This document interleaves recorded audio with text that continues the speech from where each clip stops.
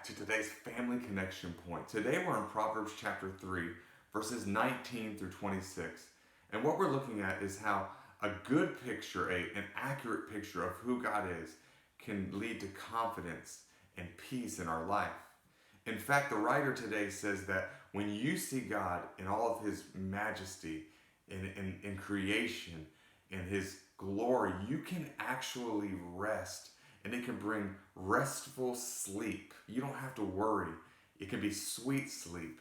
And so our illustration for our kids today is going to revolve around sleeping.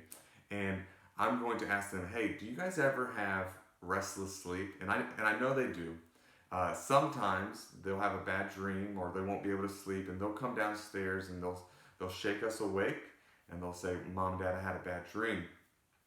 And we'll walk them back upstairs, we'll lay them down on their bed, we'll kneel beside their bed. And what we want to do is two things. We want to help them know a couple things. The first thing is this.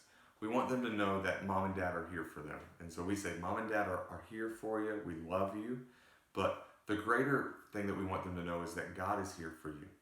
And he is in control.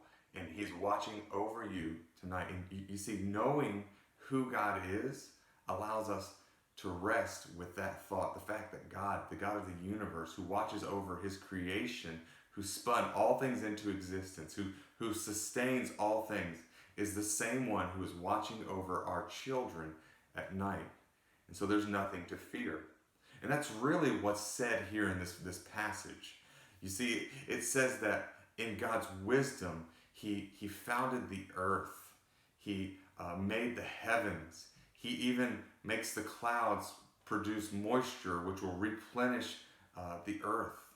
And so what he's saying here is a God of power, a God of infinite power, a God of infinite wisdom. It can be seen all around.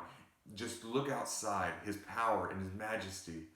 That God is watching over you. And what that does, it actually says it does three things when we actually see God for who he is. It provides life to our soul, it provides security to our walk, and it provides rest to our sleep. Again, he says this provides sweet sleep. You see, we don't have to toss and turn and worry and have our rest stolen by worry, because we worship at the feet of the one who's in control of every variable. He's in control of everything. And he's the one who is going to ordain and work everything out for his glory. And we're confident in that.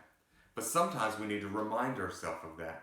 And sometimes we need to remind our children of that. And so what we want to do as parents, and our application as parents, is this.